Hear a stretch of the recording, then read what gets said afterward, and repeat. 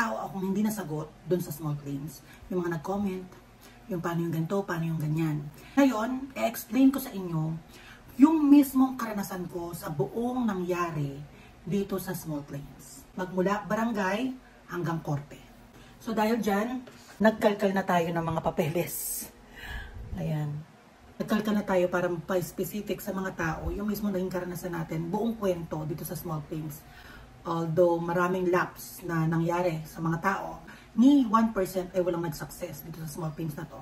At kukwento ko na sa pag-promote ng small claims or civil case, ay isa rin ako siguro sa hindi mapalad kung dumaan sa pag-asa doon sa mismong korte, kasama na dito yung pagpapatupad.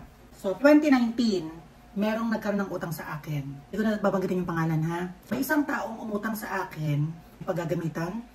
Ang utang na ito ay walang interest noong umpisa. Dahil trusted, ganyan. Kalaunan hindi nakakabayad yung taong pinautang ko. 100,000 pesos. One day, umamin siya na hindi siya ang gumamit ng pera. Sinangkalan lang siya, ginamit lang siya para makahiram sa akin. And then nakuha ang pera, binigay niya doon sa totoong gustong manghiram sa akin. So, ganun na nangyayari dyan. Medyo may kaguluhan. Ano nakahiram? Umabot ng siguro mga 8 months. Alam mo yung PC mong napakahaba, paulit-ulit. Promise, paulit-ulit. Promise, paulit-ulit. Sila na mismo nagsabi na bilang sa agabyado daw ay lalagyan na nilang 10%. So, sila ang nag-propose ng 10%. So, sino ba naman ako para tumanggi? Kasi doon sa stress na naibigay sa akin na ang promise ay 1 buwan lang. Umabot ng mga higit ganyan 8 months. So ito na, hindi na naman nakapagbayad. Paulit-ulit ang nangyayari, paulit-ulit na senaryo, stress, singil, sakit ng ulo. So, ang ginawa ko, nag-decide na ako sa sarili ko na magpa-file ako ng case na tama na. Yung PC napakahaba ay sagad na. Alam mo yung sobrang nipis na, sa sobrang hatak mo ng PC, sagad ka na. So nagpunta ako ng barangay. So ang unang pipirmahan sa barangay ay ang fill-up form. Dito nakalagay yung sino yung kinocomplain mo, yung information na alam mo doon sa taong kinocomplain mo, doon sa information about sa'yo. So, information ng ano nangyari, parang buod. So, ang nangyari kasi dyan, yung taong pinahiram ko na ang alam ko ay siya, ay meron rin sa aking utang sa credit card. Wala ring interest yun. Plus money. Ang ginawa ko, sa sobrang asar ko, di ba merong dalawang nagsangkalan sa kanya. Sa sobrang gigil ko, inireklamo ko yung dalawa, and then inireklamo ko siya. Dalawang case, laban doon sa dalawa, tapos laban doon sa isa na pumayag na gamitin yung pangalan niya. Doon sa dalawa, para makuha yung lahat ng utang, and then yung isa naman, lahat ng na-swipe para ma-cash na sa akin dahil nag-init talaga ang ulo ko. Kasunduan, pag-uusapin kayo, titignan ng lupon kung hanggang saan nahantong yung kasunduan, kung saan mag-meet yung dalawang panig. So napag-meet na kami dyan, nagkaroon ng kasunduan. Kahit masakit sa loob, sige, go, laban na yan. And then nagkaroon ako ng bayad dahil dun sa kasunduan na yan, na umabot ng nasa 2,000. So hindi ko alam kung saan yan, wala akong natanggap na resibo dyan. Sobrang stress ko, hindi na ako nagtanong kung para saan yun. Sabi ko na lang, o sige, ikakaltas ko rin yan sa kanya. I-add ko sa kailangan yung bayaran yan. So gano'n lang nangyari dyan, hindi ko na inalam kahit matanong tayong tao. So ito yung tinatanong ng mga tao na paano kunyari walang pirmahan, walang documents, walang evidence. Sa barangay pa nag-usap kayo, magkakaroon ng kasunduan. So ito yun, so babasahin natin. Sabihin ko muna, nasa kasunduan, ito yung pruweba na nagkaroon kayo ng usap sa barangay, na nagka-admitan, sa pag-usap na yun, nagkaroon ng agreement. Ito na nga yun. Once na may agreement, ibig sabihin, may atraso. May nag-agree na hindi nabayaran. So, ito ang lumalabas na ebidensya. Actually, dala ko ang lahat ng documents ko. Lahat ng screenshot ng Facebook. So, through Messenger, lahat naka-screenshot kung paano ako na sumakit ang ulo ko. Pero hindi to tinignan. Kahit sa korte, hindi rin yan tinignan. Sabi ko sa inyo ang kasunduan, ha? Kami, nagreklamo, ako, pangalan ko, Donita Fuquilla, Diyos lang, ay inireklamo si Abdul at Kineme Barurot, ay nangakong igagalang namin ang lahat ng aming napagkasunduan dito sa barangay blank sa harap ng lupon, tagapamayapa, ukol sa mga sumusunod. Ano to, nagkasundo na kami kung paano ang payment terms na naman, another terms ulit, na kami yung may atrasong dalawa, nakipagkasundo kay Fuquilla, na kami po ay magbabayad sa kanya ng halagang blank, monthly, effective, August, 2019 at ang last payment ay achuchuchu pesos na ang babayad namin sa kanya hanggang matapos po namin sa kabuuang halaga na 122,200 pesos. At sa barangay, blank po kami magbabayad. So, sa barangay ang bayaran. Ito yung sinasabi ko sa inyo na merong kasunduan sa barangay. Depende yan, ha? Sa kung alam o na-orient yung mismong barangay. Kasi karamihan ng nabasa kong komento ay hindi nila to alam. Wala silang alam sa ganito. It's either hindi responsibilidad ng tao na alamin ito. Responsibilidad ng mga nasa barangay para sabihin ito. Dahil biktima itong mga ito. Okay? Ako si Pokelia Salvador ay tinatanggap po ang aming kasunduan. At once na mag-failed sila sa pagbabayad sa akin, ay kukuha na ako ng CFA sa barangay. At mababaliwala na ang mga hinulog nila sa akin. So ito yung explain ko sa inyo na meron kasunduan sa barangay na kunyari, utang sa'yo ay 60,000 and then monthly ay 10,000 sa 6 months. So kunyari, nakapaghulog siya ng 3 beses. So, 10,000, 10,000, 10,000 is equals 30,000. Tama ba ako? So, nakapaghulog sila sa'yo ng 30,000. And then, sa pang-4 at pang-5 ay hindi nakapaghulog. Re-releasean ka ng CFA ng barangay at lahat ng naibayad nila sa'yo ng 3 buwan na 30,000 ay mapo-forfeit. So, pag akyat niya ng korte, kung magkano yung kabuuang utang nung nandun sa barangay sa kasunduan, ay matik yun ulit ang utang doon sa korte. Forfeited ang nahulog sa'yo doon sa barangay nung nagpas siya at nabigyan ka ng CFA. So, nilagdaan kasunduan. Ito ay kusang loob, walang pumipilit. Okay? So, ayan na nangyari. And then, ito na. Nakapaghulog sila sa akin and then na-forfeit. Siguro mga 2 hulog.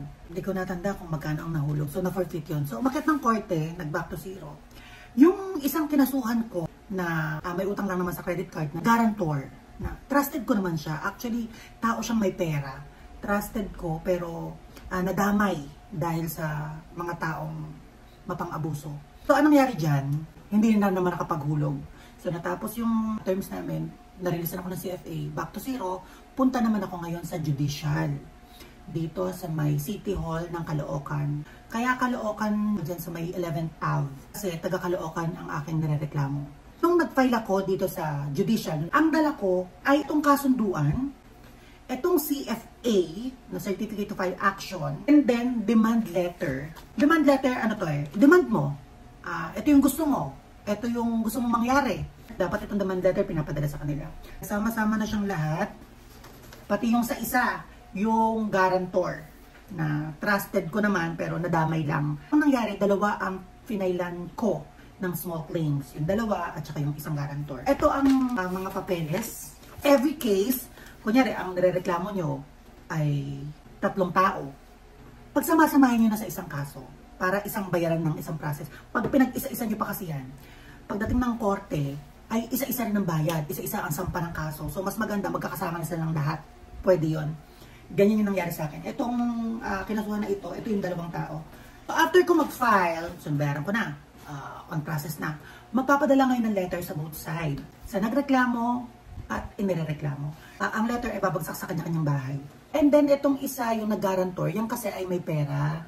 Yan ay trusted ko naman talaga. Pero nadamay lang talaga. Actually, pinagpilitan ko na rin na isama sa kaso kasi para mabayaran na rin. Ayoko na ng connection. So, kailangan para mabayaran na rin yung terms na pinagkukuha sa akin sa credit card. Napadala na ng letter, both sides, sa kanila, tag-isa sila, and then ako. Tapos, nag-usap kami, kinausap niya ako, at magbabayad siya. Nakita kami sa barangay ng guarantor. Kung kami nagkabayaran, binayaran niya ako ng full. Yung mga letter na dumating ay dinedma na lang. So, ibig sabihin nun ay dismiss na yung kaso sa aming 2. So, yung 2 na lang ang nirereklamo ko. Yun na lang yung tinuloy ko. Ganito ang nangyari dyan. Umattend sila, unang hearing ata. Panibagong agreement na naman ang mangyayari sa korte. So, kakausapin, okay ba sa yung ganito? O, ilang buwan ba ang kaya mo? O, dagdagan mo naman daw? O, gano'n. Hanggang sa magkita kayo sa gitna. And then, bagong agreement na naman, pagpipirmahan nyo na naman. Nangyari dyan, since nag-back to zero ang utang, gawa nga ng forfeited doon sa barangay, nakapaghulog pa sa akin ang una. And then yung pangalawa, pangatlo, ay wala na. So doon ako nanalo. Doon nagkaroon ng order na panalo ko sa kaso, na may na-assign sa aking sheriff Siya ang gagawa ng mga eksena kung anong dapat na gawin doon sa natalo sa kaso. So, lumipat ng bahay yung mga taong inireklamo ko, pero nahanap ko. To be honest sa inyong lahat, ang pagkakapanalo ko rin naman sa small claims ay hindi ko rin naramdaman. Yung sinasabing sheriff na kukuha ng gamit, pupunta sa HR, kung saan tatrabaho yung inireklamo mo. Hindi ko rin ho yan naramdaman. Kaya dun sa last videos natin ay medyo may bigat din sa damdamin ko. Kahit nanalo naman ako sa kaso, pero ang pagkapanalo ko ay nagbayad. Hindi dahil naramdaman ko yung batas ng small claims. Ang nangyari dyan, natuntun ko yung bahay, kasi sabi sa akin na sheriff, kailangan ipahatid ko yung letter kung saan nakatira, kailangan ko matuntun. Kasi nga panalo na ako eh. Napadala na sila ng letter for sure na sila ay natalo. So, action na. Meron silang kamag-anak na nasa ibang bansa na kumunik sa akin. Hindi ko alam kung kapatid, basta kamag-anak concern na naintindihan na lang ganito. Pero, so may kumunik sa akin na pwede bang hulug-hulugan na lang. So, sino ba naman ako, di ba? Kahit sobrang sakit na ng ulo, pero hulugan na lang, sige ho, laban ako. So, nagkaroon naman ng another terms na every month ay nagbabayad sa akin. So, hanggang natapos. So, ganyan ang nangyari sa small claims ko. Hindi ko naramdaman ang kaso. Walang follow-up na parang i-message ka na o anong natuntun mo ba, ito gagawin natin. Wala ho akong naramdaman na ganyan sa small claims. Kaya sinabi ko nga sa last content na ang small claims ba ay papel lang na dagdag sindak. Kasi ganyan yung nangyari doon sa side ko. So yan ang pinaka nakaka-disappoint na part dito sa small claims. Totoo lang, napakaraming viewers.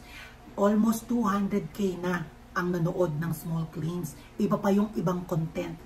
Pero ni isa ho, walang sabi na tinulungan sila ng ganito, nanalo sila sa korte, tinulungan sila ng sheriff, hinatak yung gamit, nagpunta ng HR. Wala hong ganon. At hindi ko alam kung bakit walang ganon. Bakit hindi binibigyan saysay ang batas na ito. Ang dami naka-experience, mga nagko-comment na nanalo sila, pero nawalan saysay din. Mga nagbayad pa ng mga fees yan ha. Hindi ko alam kung nagbayad din sa barangay yan, kagaya nun sa akin. Nagbayad sa small claims. Tapos ganun, di ba? Parang, oh my God, bakit ganun? Yan ang batas ng small claims ng civil case.